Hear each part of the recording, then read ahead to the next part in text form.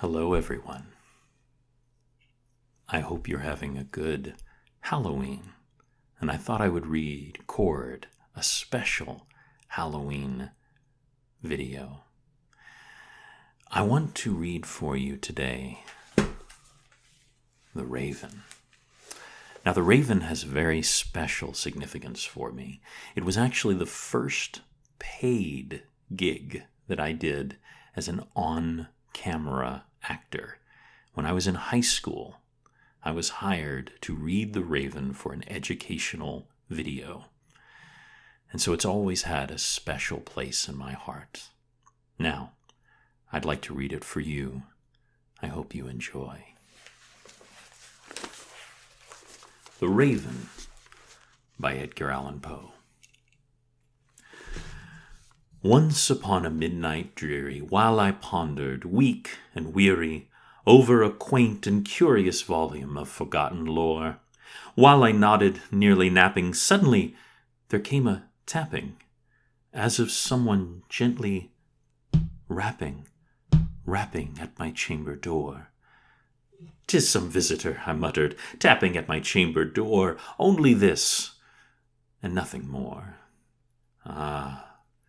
Distinctly I remember it was in bleak December, and each separate dying ember wrought its ghost upon the floor. Eagerly I wished the morrow, vainly I sought to borrow from my books surcease of sorrow, sorrow for the lost Lenore, for the rare and radiant maiden whom the angels named Lenore, nameless here forevermore. And the silken, sad, uncertain rustling of each purple curtain thrilled me, filled me with fantastic terrors never felt before, so that now to still the beating of my heart I stood repeating, "'Tis some visitor, entreating entrance at my chamber door, some late visitor, entreating entrance at my chamber door. This it is, and nothing more." Presently, my soul grew stronger, hesitating then no longer. "Sir," said I, "or madam, truly your forgiveness I implore, but the fact is I was napping, and so gently came your rapping, and so faintly you came tapping at my chamber door, that I scarce was sure I heard you. Here I opened wide the door. Darkness there, and nothing more. Deep into the darkness peering, long I stood there wondering, fearing, doubting, dreaming dreams no mortal ever dared dream before. But the silence was unbroken, and the stillness gave no token, and the only word there spoken was the whispered word, "Lenore?" This I whispered, and an echo murmured back the word, "Lenore." Merely this, and nothing more. Back into the chamber turning, all the soul within me burning, soon again I heard a tapping, somewhat louder than before. "Surely," said I, "surely that is something at my window lattice. Let me see then what thereat is, and this mystery explore. Let my heart be still a moment, and this mystery explore. 'Tis the wind, and nothing more." Open here I flung the shutter, when with many a flit and flutter in there stepped a stately raven of the saintly days of yore. Not the least obeisance made he, not a minute stopped nor stayed he, but with mine of lord and lady perched above my chamber door. Perched upon the bust of Pallas just above my chamber door, perched and sat, and nothing more. Then this ebony bird beguiling my sad fancy into smiling, by the grave and stern decorum of the countenance it wore. "Though thy crest be shorn and shaven, thou," I said, "art sure no craven, ghastly, grim, and ancient raven, wandering from the nightly shore? Tell me what thy lordly name is on this night's Plutonian shore."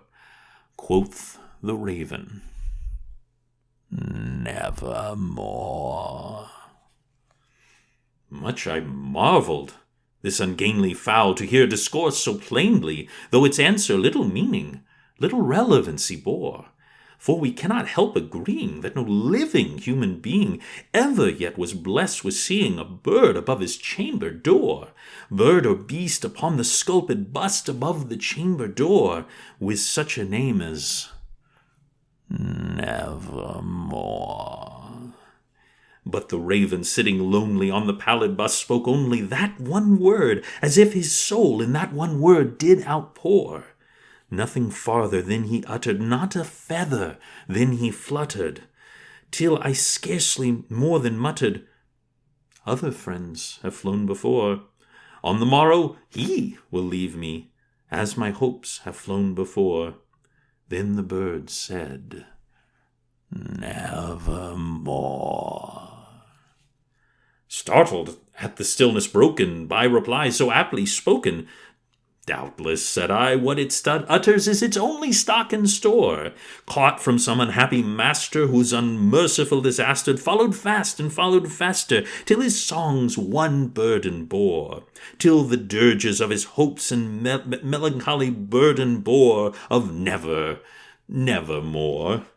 But the raven, still beguiling all my fancy into smiling, straight I wheeled a cushioned seat in front of bird and bust and door. Then upon the velvet sinking, I betook myself to linking fancy unto fancy, thinking what this ominous bird of yore, what this grim, ungainly, ghastly, gaunt, and ominous bird of yore meant in croaking "Nevermore." This I sat engaged in guessing, but no syllable expressing to the fowl whose fiery eyes now burned into my bosom's core. This and more I sat divining, with my head at ease reclining on the cushion's velvet lining, and the lamplight gloated o'er, but whose velvet violet lining with the lamplight gloated o'er. She shall pass nevermore. Then, methought, the air grew denser, perfumed, as if by unseen censer, swung by seraphim whose footfalls tinkled on the tufted floor.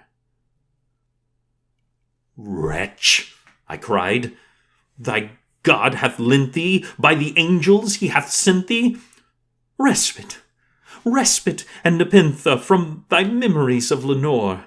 Quaff, oh quaff this kind nepenthe, and forget this lost Lenore." Quoth the raven, "Nevermore." "Prophet," said I, "thing of evil, prophet still, if bird or devil, whether tempter's sent or whether tempest tossed thee here ashore. Desolate, yet all undaunted, on this desert land enchanted, on this home by horror haunted, tell me truly, I implore, is there balm in Gilead? Tell me, I implore." Quoth the raven, "Nevermore." "Prophet," said I, "thing of evil, prophet still, if bird or devil, by the heaven that bends above us, by the God we both adore, tell this soul with sorrow laden, if within the distant Aden it shall clasp a sainted maiden, whose angels named Lenore, clasp a rare and radiant maiden, whom the angels named Lenore." Quoth the raven, "Nevermore."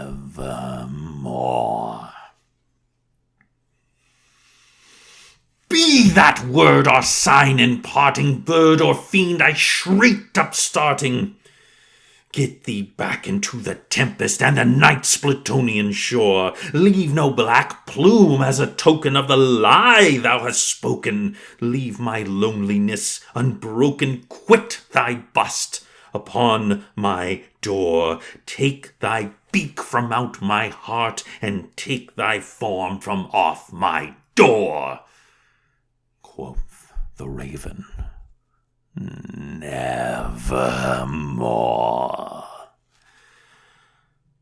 And the raven, never flitting, still is sitting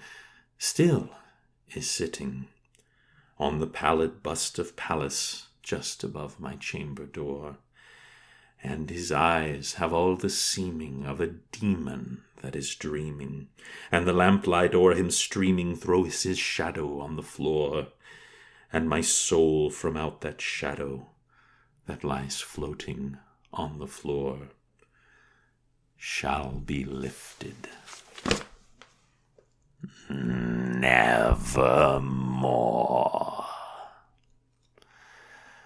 Thank you very much. I hope you enjoyed it, and most of all, happy Halloween.